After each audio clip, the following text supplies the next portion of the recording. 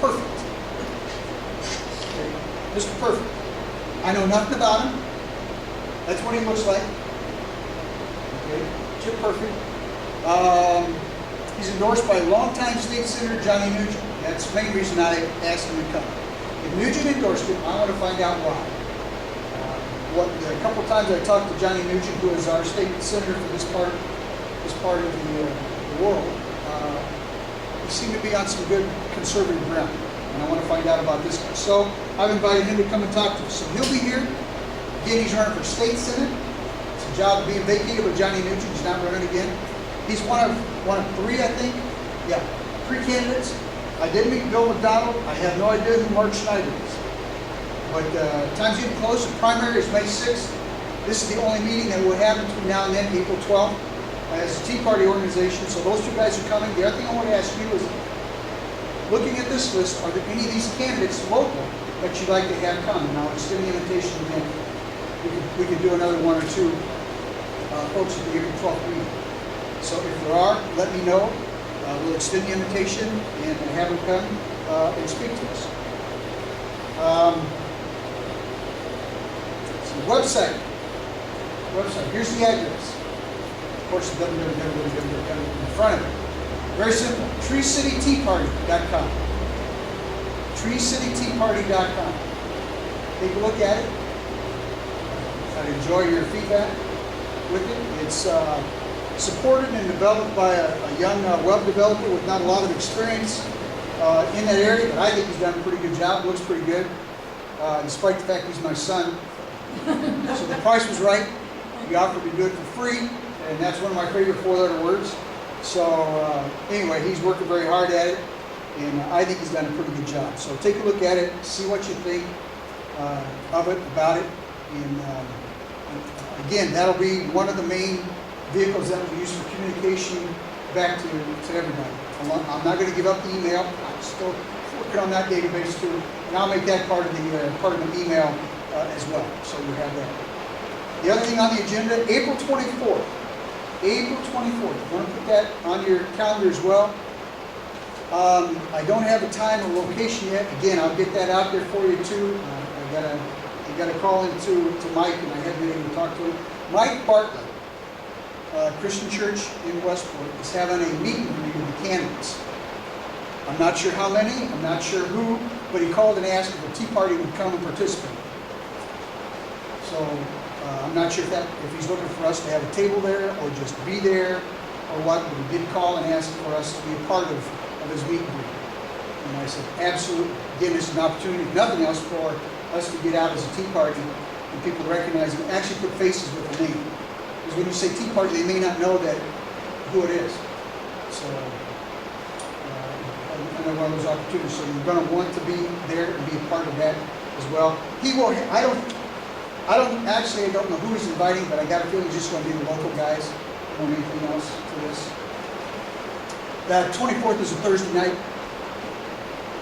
I believe if I read my calendar. So, okay.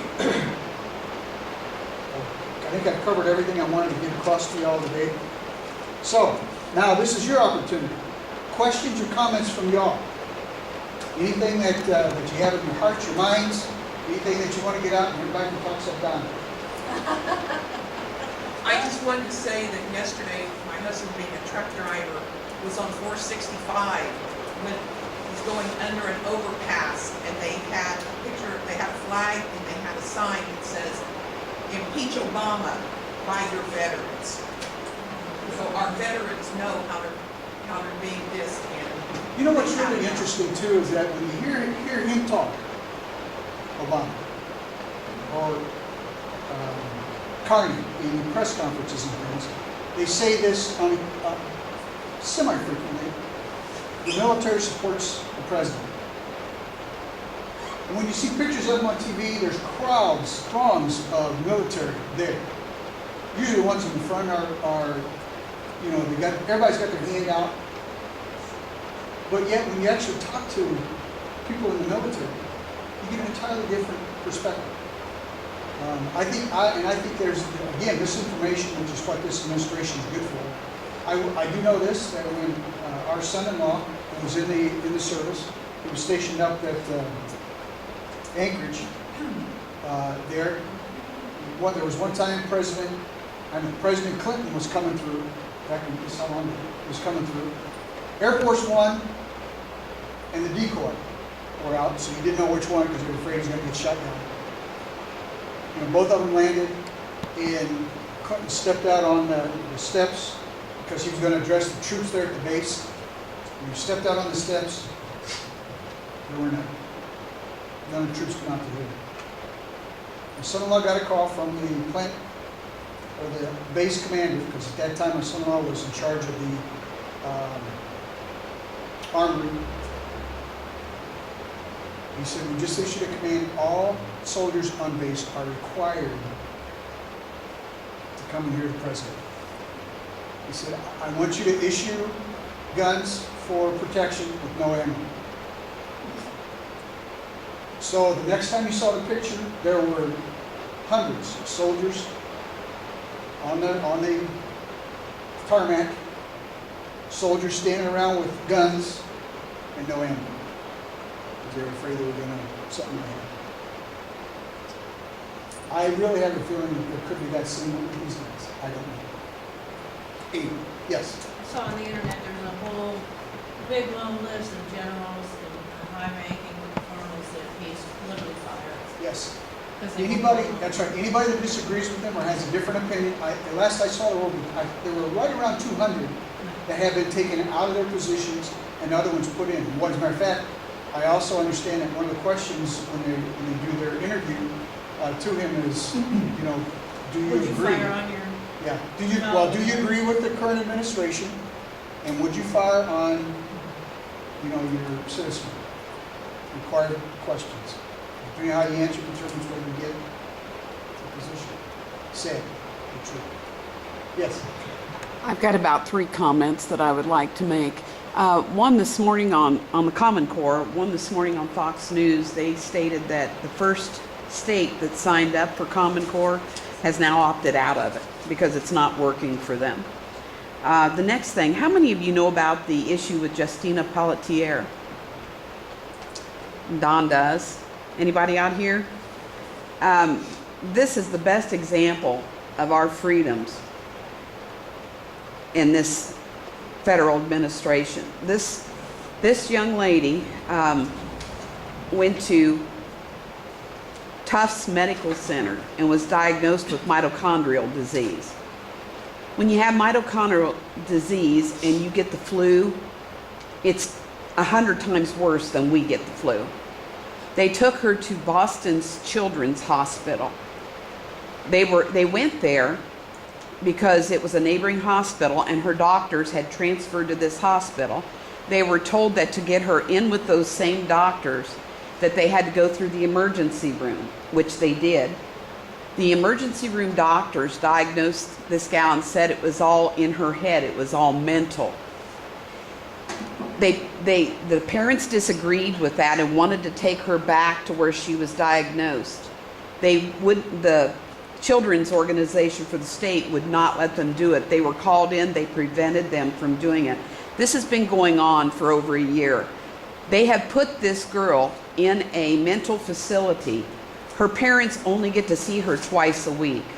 Yesterday, they went to see her and they wouldn't even let them go in to see her. They were going to Skype their visit until their lawyers raised heck about this. Matt Staver is one of the lawyers that's trying to come in on this, and he worked with the case down in Florida, can't remember the name right now, that her husband was wanting to take her off and let her die. But this girl has physical problems. She's got a port in her stomach. On one of the visits, there was red coming out from it, which indicates infection. She's not receiving medical care in this mental facility. And they have taken the rights away from these parents until the last of May. So if any of you can do this, look this up on the internet. There is a big effort going to resist and get the legislators to come in on this and put some pressure on these people to let this girl go back to her parents and back to Tufts Medical Center. So this is really an issue. One other thing, Don asked about who we'd like to see locally. Well, after the last Republican Lincoln Day dinner, I would personally like to see our county, anybody that's running for our county commissioner positions or our county council positions. And the reason that I'd like to see them here is simply because many people in the county are not aware that at the Republican dinner, our city mayor stood at the podium and put pressure on the president of our county council, Ernie Gout, for the county to come back in on the airport issue. The county got out of this issue because they did not want to perform eminent domain on the 9 property owners out there. And now they've found there's a legal technicality here, and one of the ways to overcome it is by the county to come back in and do the eminent domain. So the city is trying to put pressure on the county to come back in on this endeavor. And anybody that wants to speak to me further about that, I'll be glad to talk to you, debate with you, whatever. But county residents, be aware that you may be brought back in on this airport expansion. That's all I have. Thank you, Don. Along with that too, keep in mind that with any kind of expansion of services or business in this, like this, the airport, it has to be supported. And one of the ways it's supported is through taxes. So one of the implications here is taxes, whether it's for sure going to be city and the county council making it, the county taxes will increase to support this phase. Thanks. Okay, anybody else? I'll see if I can get somebody to come in, maybe even Ernie. It'd be great if we could get Ernie in and talk to him. I'll give him a call and see what we can do. Anybody else? Have anything else they'd like to say or add or jump up and down? Okay. Here's another quote from Thomas Jefferson on the agenda. It says, "The two enemies of the people are criminals and government. So let us tie the second down with the change of the Constitution, so the second will now become the legalized version of the first." Thomas Jefferson, these guys are so wise. I tell you, it's really fun reading about them. It's reading about their history and things too. And I came across something the other day, and then I'll let you go. I came across something the other day I thought was pretty fascinating. And you can play. Does anybody know who the first president of the United States was? Yeah, first president of the United States. I'm sure you think it's George Washington. It isn't. There were at least 8 presidents before him. And one of these days, we'll get a little bit extra time. We'll go through that, and I'll explain to you how and why they happened. Again, it's a history of our country. It's history I wasn't taught in school. I'm sure you weren't either. And you don't hear or see it just any place, but it's there. It's there. The web can be a wonderful thing. So, anyway, so we want to Google it. Just Google the first president and see what happens. Interesting stuff. Interesting stuff. Okay. Having said that, thanks for coming. I sure appreciate it. Again, April 12th is the next meeting, 10 o'clock right here.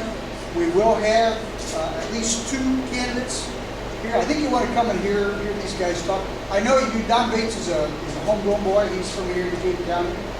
Lives in Richmond right now. But the office he's running for is treasurer. He replaced Richard Murdoch, who's done an outstanding job. It's too bad we didn't get him in as senator because we sure tried. But you want to come and hear Don. And I'm looking forward to hearing Mr. Perfect. I felt kind of funny writing that in the notebook, right? But that's his name, so we'll see what happens. Thanks again, folks. Appreciate it. Be careful going out. Hopefully that driveway will be in.